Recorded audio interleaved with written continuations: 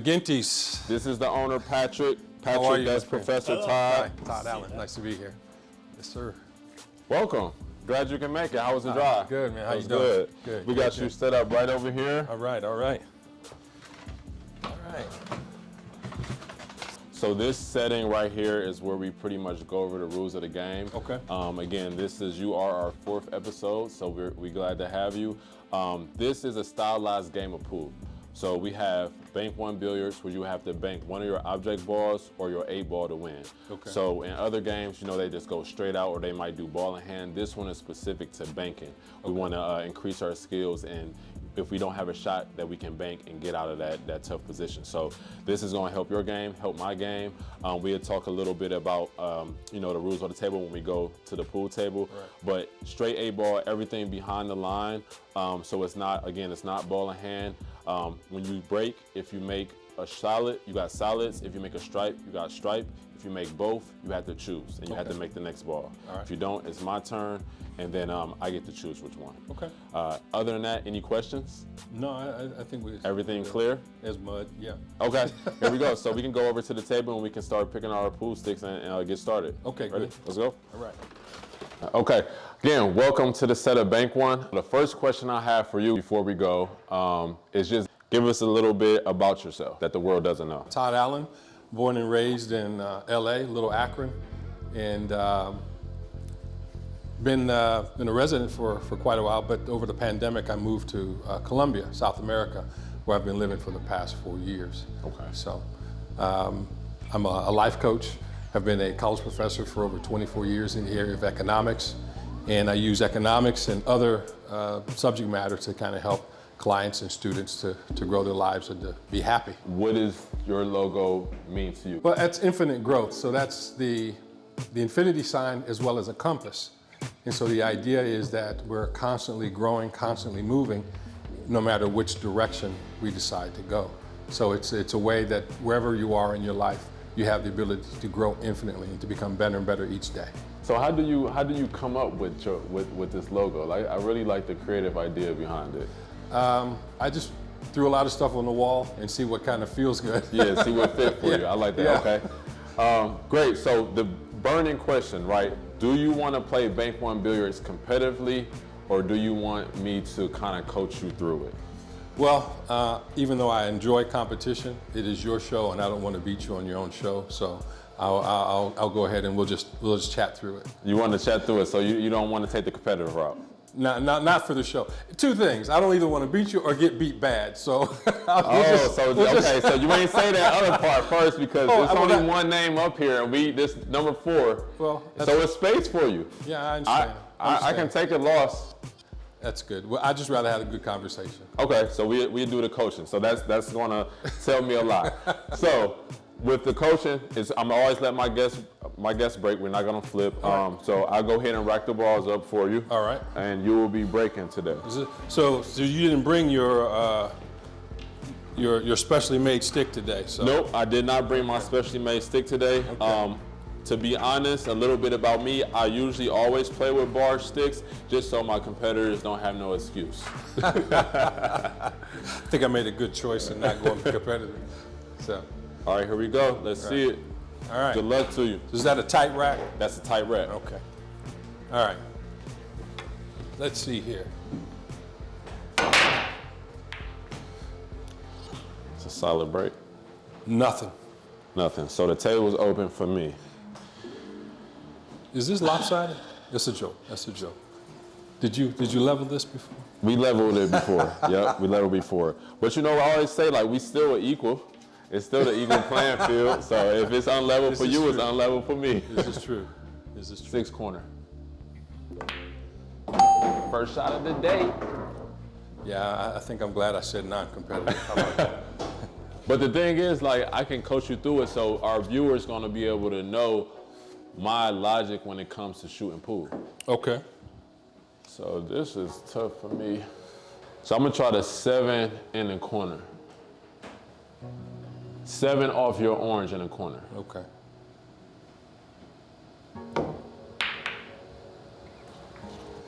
Let me try this. Let me try the 11 in the corner off the 12. I like it. Look at it go. Look at it go. That was good. I seen it. Right? You should have did competitively. I scratched. No, but that for you to see that, that's top tier. Is it? Yeah, that's top tier, and that went in. So with that scratch, we're gonna go to our first segment of the show, the sport of coaching. So my question is to you, why coaching? Well, everybody needs a coach. Even Michael Jordan, the great Michael Jordan, had a coach. And so the idea is when you have a coach, someone that can kind of talk you through different processes, it gives you another set of eyes. It gives you another set of values and beliefs that you can either accept or not, that can help you to move from one part of your life to another. So everyone needs a coach. Our team put together some people that were sort of life coaches. And the first one is Albert Einstein. This is, of course, we used a little bit of AI, but him as a physicist, how do you feel about Albert? I don't have any feelings about him. What do I think about him? I think that he's absolutely brilliant. Yeah. And to be dedicated to a particular type of process, I think that's just outstanding. He was an English teacher turned billiards player. Have you ever taught English? I know you're an economics professor, but have you ever taught English? Yes, I teach English to Spanish speakers in Colombia now. Okay.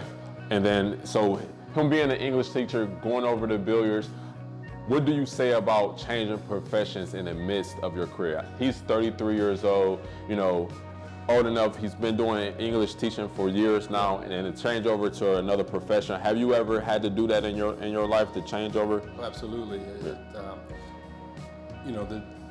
They say that the journey of 1,000 miles begins with one step, but the steps are not linear always. Sometimes you have to go different routes in order to really find your passion, really find your purpose in life. And so a lot of times people change careers because life happens and they're looking for their own happiness. And so this is what he did to find his true happiness, and it works out for him. Yeah, so the passion behind it is most Absolutely. important. Absolutely. I like that. Let me try the 5 in the corner.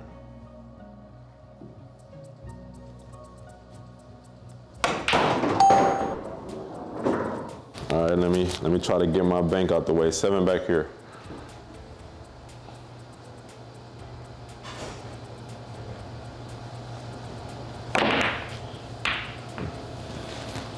Nine corner.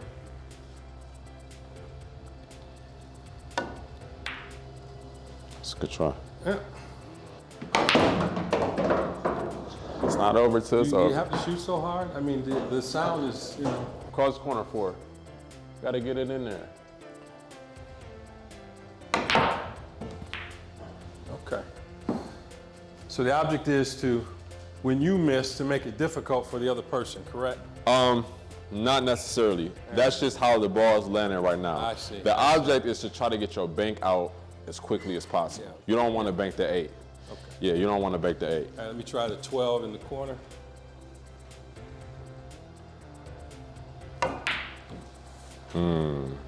That was not good. And on that note, we can go to the next segment. I see how this is working. When I scratch and miss, we go to a different segment. No. Okay. I'm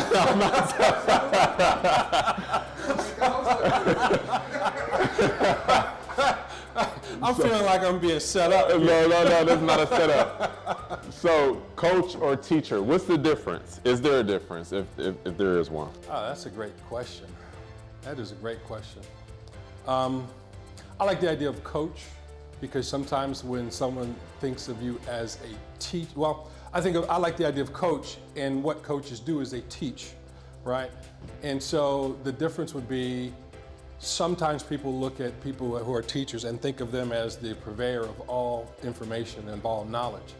But it's always a learning process. Coaches always learn as well. Yeah. And so when they're teaching a process or teaching something with the mindset that they're still learning as well. So I like the term coach, but coaches that also teach. How about Coaches that also teach, yeah. And is a coach more so, I mean, because you got a sports coach, you got what you are, a life coach. Yeah. But it's both teaching, obviously. Yeah, the act of teaching, right? The act Right. of teaching, but coaches basically have to learn as well. I mean, if a person says that they're a life coach, they don't have all the answers to life. Right. Right? So they're constantly learning as well. And so that the information that I learn, I then pass on to other people, and that's where the teaching comes about. So, but I'm a coach, but I teach, but I'm constantly learning as well. So a coach and also a learner. I'm a lifelong learner. My question to you, how does your role as a professor play into your job as a life coach? It's all in there. It's like Prego, right? I mean, I don't separate the two. A lot of times people identify themselves by what they do, right? So they'll introduce themselves by their title. What I do is not who I am, right? So who I am is all of these things: coaching, teacher, and that's all wrapped up into who I am and who I represent. So, you know, it's very difficult for me to kind of separate the two out. In a sense. So I don't know if I necessarily answered your question thoroughly, but it's just who I am. Coaching and teaching is kind of what I do. Got you. Did you kind of find yourself you had to become that coach, or was it something that, okay, you had to become it? Absolutely, have to become it. Got you. No matter what, I think that no matter what a person wants in their life, they have to somehow become that, and that becomes their lifestyle. This was something that kind of hit home with me because my mother and father had a divorce when I was probably like 12 years old, and it hit I got 4 brothers, and it hit us really hard. Yeah. So we had the opportunity to listen to this, but my question to you is, does divorce affect men or women more or equally? That's a good question. I mean, that's very subjective, right? Yeah. It really depends upon the individual, because sometimes people get uncoupled, not really wanting to or not really believing in that, right? But the thing is that you can't make someone love you, and that's the part that hurts, right? If you're really involved with the person and you really feel some kind of way for the person, and the person doesn't want you, sometimes during the divorce, the person may feel as though that they're not enough, and that is something that people have to kind of really get to work through, right? In my instance, you know, I kind of felt that I wasn't enough, that there was something that I was asking myself that there was something more that I could do. But the truth of the matter is, people make choices and decisions for a myriad of reasons. The number one person that you have to love more than anyone else on this planet is you. How do you feel about dating? You date to get to where?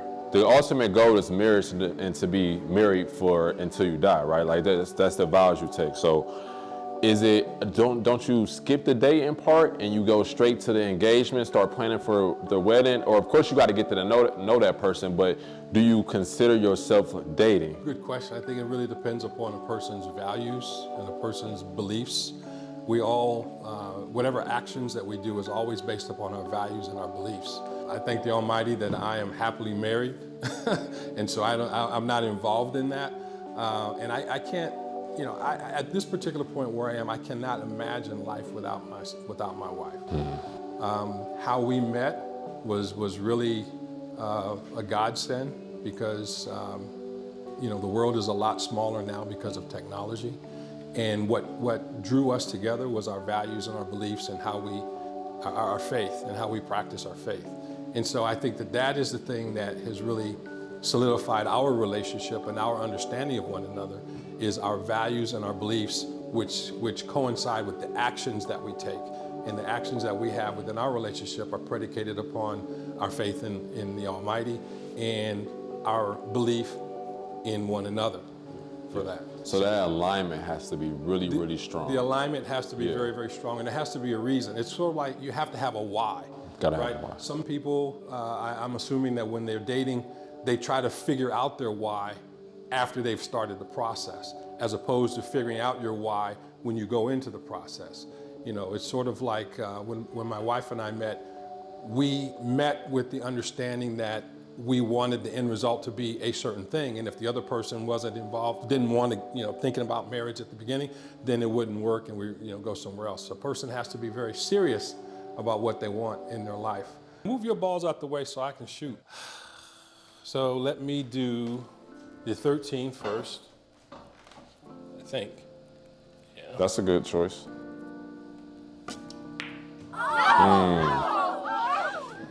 Is it the pressure of being videotaped? I don't know what this is. So it's a term that I use called lock-in. and that's the mentality part of it. Did you call that? You ain't know where I was going, Todd. I'm just asking. I'm just trying to figure out what the We rules gonna are. have to push replay on. We gonna have to push replay I'm on just trying to this. figure out what the rules are here. So the rule of thumb is that you called your 13 because you had that shot. So I didn't know what you're shooting at, but the one ball was clear as day. Oh, okay. So I mean, you could be creative and go somewhere else. So like right now, I gotta call my shot because it's like, what am I shooting at? No, absolutely. Ask all that. This is coaching now. Right. Coaching on a pool table. I told you I was a lifelong learner. So. There you go. So we both still got to bank one of our object balls or the 8 ball to win. Why don't you bank the 3? Oh, that's too close. I'm gonna go with the 2 in the corner though.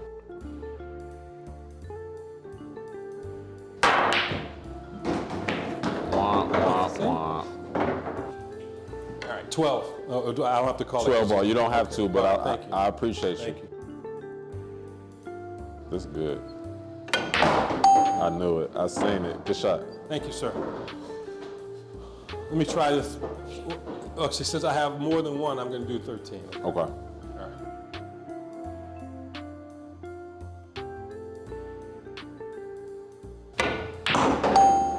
There we go. Let me do the 10, please. 10 ball.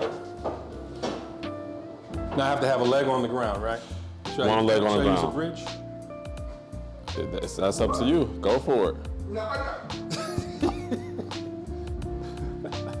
This is an educational show, right?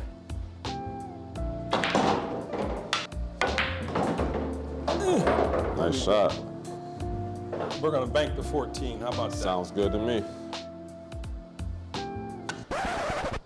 Sandbagging. That was, see, you said sandbag. Trust me, it was not on purpose. We're gonna go to the next segment. Right. Can we edit that shot out? We grabbed a couple photos. The first photo, we just need more clarification on this. Where was it?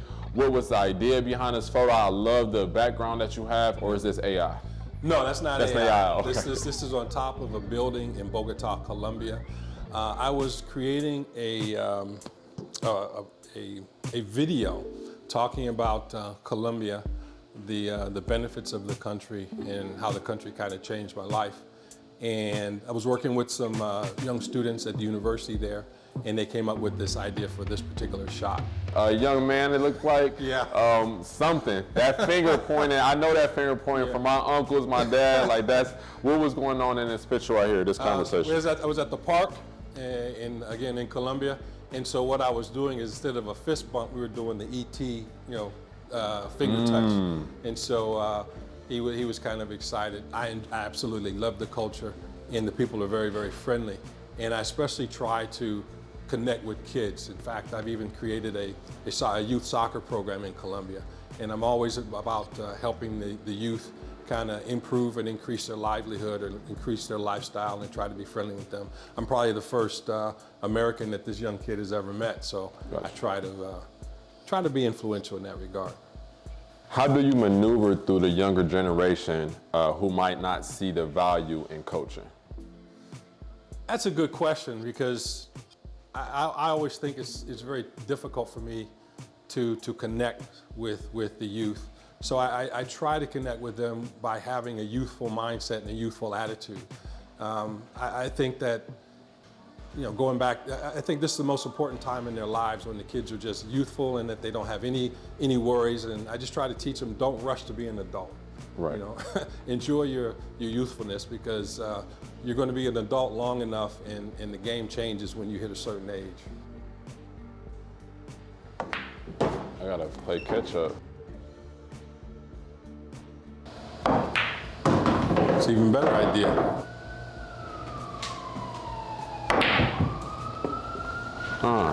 Good effort. What you see? I see your 2 is in the way. Not really. Let me try back here. Yeah, that's Like a good call, Coach. There we go. Oh, got to be more careful. Oh, let me try cross side. It's gonna be tough for me. Try it though. Don't do that. There you go, sir. Well, I think that was very strategic on your part. Well, this is a game of strategy and choices and all type of Economics, stuff. right? Yeah, it's a game of economics, yeah, for sure. Let me go 2 rails here. And that'll be your bank.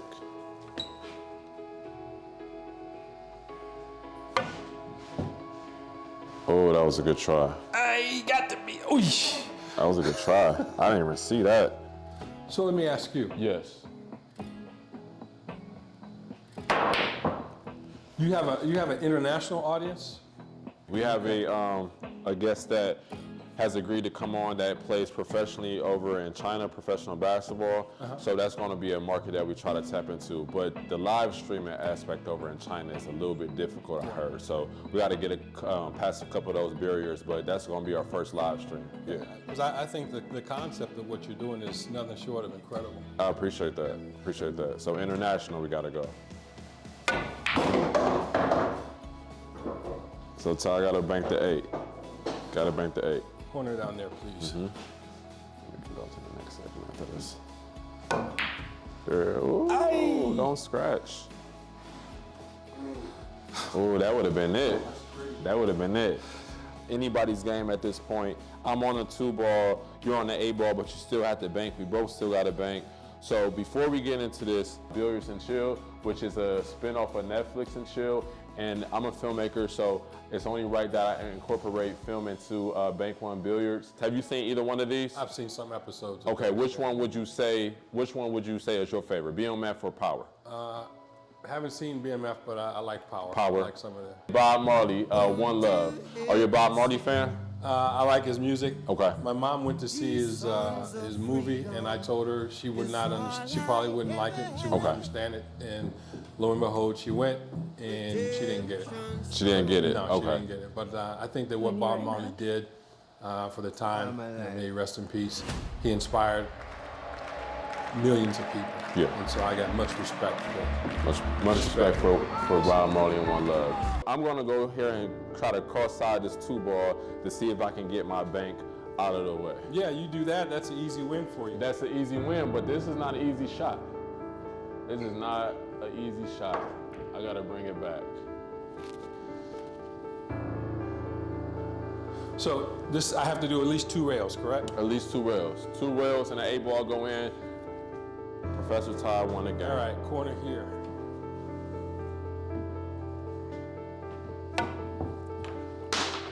There we Come go. on, Seabiscuit. Oh! Dun, dun, dun. We weren't playing competitively, so It was a good good game. victory for me. We would love to have you back, and then that time we're gonna play competitively, right? Our pop quiz, what was the first ball sunk? Solids. 6 corner. First shot of the day. Anybody know if that's right? That's right. That's right. What would you say to your younger self, to your niece, nephew, your coachees, your mentees? What would you say to them in this time in Bank One Billiards? The one thing that we don't have power or control over is our time, but we do have control over our activities. So enjoy every moment of every day to its absolute fullest and enjoy your life. Thank you. Appreciate It was fun. It was But fun. you know it's a Pyrrhic victory, right? Pyrrhic victory.